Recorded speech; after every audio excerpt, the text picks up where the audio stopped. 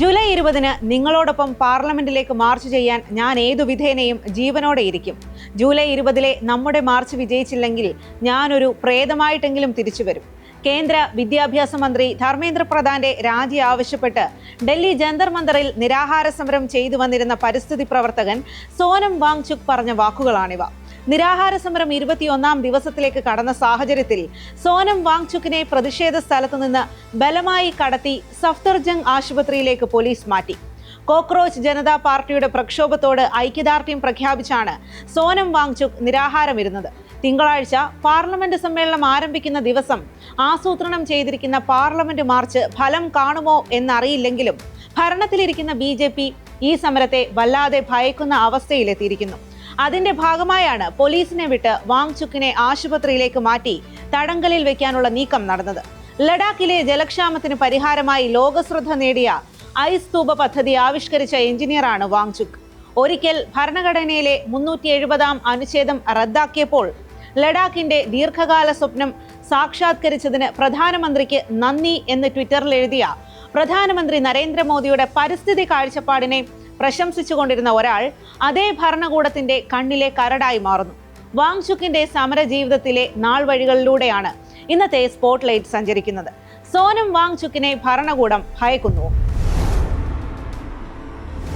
ലക്ഷക്കണക്കിന് വിദ്യാർത്ഥികളെയും അവരുടെ കുടുംബങ്ങളെയും മാനസിക സംഘർഷത്തിലേക്കും നിരവധി വിദ്യാർത്ഥികളെ ആത്മഹത്യയിലേക്കും തള്ളിവിട്ട നീറ്റ് പരീക്ഷയുടെ ചോദ്യപേപ്പർ ചോർച്ച, ക്രമക്കേടുകൾ എന്നിവയുടെ ധാർമ്മിക ഉത്തരവാദിത്തം ഏറ്റെടുത്ത കേന്ദ്ര വിദ്യാഭ്യാസ മന്ത്രി ധർമ്മേന്ദ്ര പ്രധാൻ തൽസ്ഥാനം രാജിവെക്കണമെന്ന ആവശ്യത്തിന് പിന്തുണ പ്രഖ്യാപിച്ചുകൊണ്ടാണ് വാങ്ചുക് ഉപവാസം ആരംഭിച്ചത്.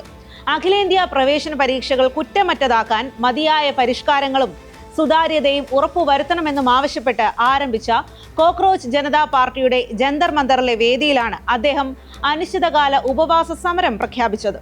ഭിന്നിപ്പിന്റെ ശക്തികൾ എന്ന് CJPയെ വിശേഷിപ്പിച്ച് ധർമ്മേന്ദ്ര പ്രധാൻ വിദ്യാർത്ഥികളോടും യുവാക്കളോടുമുള്ള മോദി സർക്കാരിന്റെയും സംഘപരിവാറിന്റെയും സമീപനം എന്തെന്നും അസന്ദിഗ്ധമായി പ്രഖ്യാപിക്കുകയും ചെയ്തു. പ്രധാനമന്ത്രി നരേന്ദ്രമോദി നാളിതുവരെ വിഷയത്തോട് പ്രതികരിക്കാനോ പ്രക്ഷോഭത്തിൽ ഏർപ്പെട്ടിട്ടുള്ളവരോട് ആശയവിനിമയത്തിനോ തയ്യാറായിട്ടില്ല. തിങ്കളാഴ്ച പുനരാരംഭിക്കുന്ന പാർലമെന്റ് സമ്മേളനത്തിൽ പ്രതിപക്ഷം വിഷയം എത്ര തന്നെ ശക്തമായി ഉന്നയിച്ചാലും അത് മോദി സർക്കാർ വകവെക്കുമോ എന്നറിയില്ല. രാഷ്ട്രീയ ധാർമ്മികത കാറ്റിൽ പറത്തി ലോക്സഭാ മണ്ഡല പുനർനിർണയം, വനിതാ സംവരണ ബില്ലുകൾ പാസാക്കിയെടുക്കാനുള്ള തന്ത്രം മെനയുന്ന തിരക്കിലാണ് അവർ. ഇനി വാങ്ചുക്കിന്റെ ജീവിതരേഖ ഒന്ന് പരിശോധിക്കാം. 3 Idiots എന്ന ആമിർ ഖാൻ സിനിമ ഇന്ത്യയിലുടനീളം വലിയ ചർച്ചയായിട്ടുള്ളതാണ്. ഒട്ടും ക്രിയാത്മകമല്ലാത്ത ഇന്ത്യയിലെ വിദ്യാഭ്യാസ രീതിയെ ഉടച്ചു വാർക്കാൻ കച്ചകെട്ടിയിറങ്ങുന്ന സാമ്പ്രദായിക രീതികളിൽ നിന്നും മാറി സഞ്ചരിക്കുന്ന ജീനിയസായ ഫുൻസുക് വാങ്ഡു എന്ന നായക കഥാപാത്രം ചിത്രം കണ്ടവർ മറന്നിട്ടുണ്ടാകില്ല. ആമിർ ഖാൻ അവതരിപ്പിച്ച ഈ കഥാപാത്രം ഭാവനാ സൃഷ്ടിയായിരുന്നില്ല. ലഡാക്കിൽ നിന്നുള്ള എഞ്ചിനീയറും സാമൂഹിക പ്രവർത്തകനും വിദ്യാഭ്യാസ പ്രവർത്തകനുമായ സോനം വാങ്ചുക്കിന്റെ ജീവിതത്തിൽ നിന്ന് പ്രചോദനം ഉൾക്കൊണ്ടാണ് ഈ കഥാപാത്രത്തെ സിനിമയിൽ അവതരിപ്പിച്ചിരിക്കുന്നത്. 1966-ൽ ലഡാക്കിലെ ഉൾനാടുകളിലൊന്നായ ഉലിടോക്പോയിലാണ് വാങ്ചുക് ജനിക്കുന്നത്. 9-ാം വയസ്സുവരെ സ്കൂളിലൊന്നും പോയിരുന്നില്ല. അമ്മ തന്നെയാണ് പ്രാഥമിക വിദ്യാഭ്യാസം നൽകിയത്. പിന്നീട് ശ്രീനഗറിലെ സ്കൂളിൽ പഠിക്കാൻ പോയി തുടങ്ങിയത് മുതൽ വലിയ പ്രതിബന്ധങ്ങളാണ് നേരിട്ടത്. ബുദ്ധിയില്ലാത്ത കാര്യങ്ങൾ വളരെ സാവധാനം മാത്രം മനസ്സിലാക്കുന്ന കുട്ടിയെന്ന് അവൻ മുദ്ര കുത്തപ്പെട്ടു. ജീവിതത്തിലെ തന്നെ ഏറ്റവും കഠിനമായ കാലഘട്ടമായിരുന്നു അതെന്ന് പിന്നീട് സോനം പറഞ്ഞിട്ടുണ്ട്. 11-ാം വയസ്സിൽ കുറെ കൂടി മെച്ചപ്പെട്ട സ്കൂളിന് വേണ്ടി ഡൽഹിയിലേക്ക് പോവേണ്ടി വന്നു. ഒടുവിൽ 1987-ൽ NIT ശ്രീനഗറിൽ നിന്ന് BTech പാസ്സായി മെക്കാനിക്കൽ എഞ്ചിനീയറായി പുറത്തിറങ്ങി. അതിനുശേഷം പെട്ടെന്ന് എന്തെങ്കിലും ജോലി നേടാനല്ല സോനം ശ്രമിച്ചത്. ലഡാക്കിലെ താറുമാറായ വിദ്യാഭ്യാസ രീതി പരിഷ്കരിക്കാനാണ് ഇറങ്ങി പുറപ്പെട്ടത്. അങ്ങനെയാണ് സെക്മോൾ അഥവാ students educational and cultural movement of ലഡാക്കിന് തുടക്കമിടുന്നത്. സാമ്പ്രദായിക വിദ്യാഭ്യാസ രീതി കാരണം പിന്നിലായി പോകുന്ന വിദ്യാർത്ഥികളെ കണ്ടെത്തി അവർക്ക് കൂടുതൽ പരിശീലനം നൽകുകയായിരുന്നു ഈ വിദ്യാഭ്യാസ പദ്ധതിയുടെ ലക്ഷ്യം. സംഘടനയുടെ പ്രവർത്തനം പരിസ്ഥിതിയിലേക്കും വ്യാപിച്ചു. ക്യാമ്പസുകളെ പ്രകൃതി സൗഹൃദമാക്കി. ലഡാക്കിലെ കർഷകർ നേരിടുന്ന ജലക്ഷാമം പരിഹരിക്കാൻ ഐസ് സ്തൂപ പദ്ധതി കൊണ്ടുവന്നു. ശൈത്യകാലത്ത് ലഭിക്കുന്ന മഞ്ഞുരുകാതെ സംഭരിക്കുന്ന കൃത്രിമ ഹിമാനികളായിരുന്നു ഐസ് സ്തൂപങ്ങൾ. ലഡാക്കിലെ വിദ്യാഭ്യാസ, സാംസ്കാരിക, പരിസ്ഥിതി മേഖലകളിലെ മികച്ച സംഭാവനകൾ പരിഗണിച്ചും പരിസ്ഥിതി സൗഹൃദപരമായ പ്രവർത്തനത്തിനും ലോക പ്രശസ്തമായ റോലെക്സ് അവാർഡും 2018-ൽ ഏഷ്യയിലെ ഉന്നത ബഹുമതിയായ മാക്സെ പുരസ്കാരവും ലഭിച്ചു. 2018 നവംബറിലാണ് രാജ്യം പത്മശ്രീ നൽകി ആദരിച്ചത്. ജമ്മു കശ്മീരിന്റെ പ്രത്യേക പദവി എടുത്തുകളഞ്ഞ ഭരണഘടനയിലെ 370-ാം അനുച്ഛേദം റദ്ദാക്കിയപ്പോൾ ലഡാക്കിൽ പലരും അതിന്റെ മോചനത്തിന്റെ ദിനമായി ആഘോഷിച്ചു. സോനം അവർക്കൊപ്പമായിരുന്നു.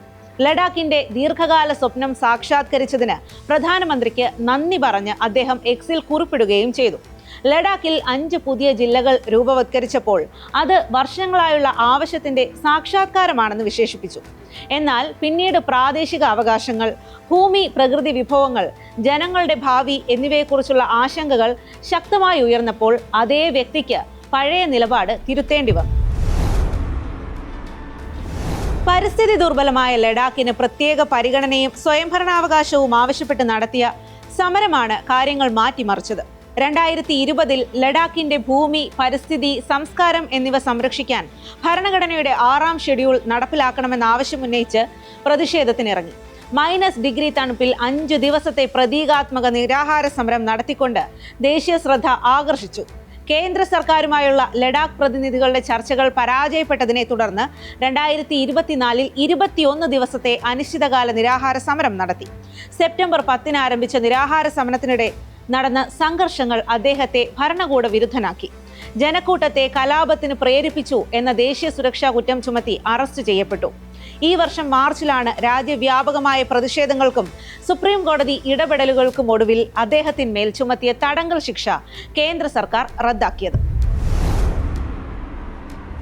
തിങ്കളാഴ്ച നടക്കുന്ന പാർലമെന്റ് മാർച്ചിനെ 2ാം സ്വാതന്ത്ര്യ സമരമായാണ് സോനം വാങ്ചുക് ആശുപത്രി കിടക്കയിലിരുന്ന് വിശേഷിപ്പിക്കുന്നത്.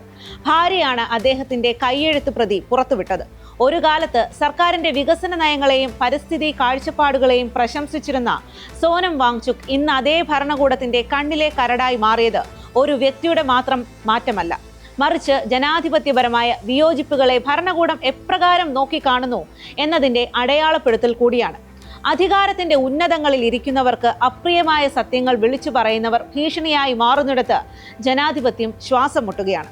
ജനകീയമായ ആവശ്യങ്ങളെ അടിച്ചമർത്താനോ പ്രതിഷേധങ്ങളെ ആശുപത്രി വാർഡുകളിലേക്ക് മാറ്റി നിശബ്ദമാക്കാനോ ശ്രമിക്കുന്നത് താൽക്കാലിക പരിഹാരങ്ങൾ മാത്രമാണ്. ഭരണകൂടം കണ്ണു തുറക്കാനും ജനങ്ങളുടെ യഥാർത്ഥ ആവശ്യങ്ങളെ കേൾക്കാനും തയ്യാറാകുമോ? അതോ അധികാരത്തിന്റെ ധാർഷ്ട്യത്തിൽ ജനകീയ ശബ്ദങ്ങളെ ഇനിയും വേട്ടയാടുമോ എന്നത് വരും കാലം തെളിയിക്കും. ഇതോടുകൂടി ഇന്നത്തെ സ്പോട്ട്ലൈറ്റ് പൂർത്തിയാകുന്നു. നമസ്കാരം.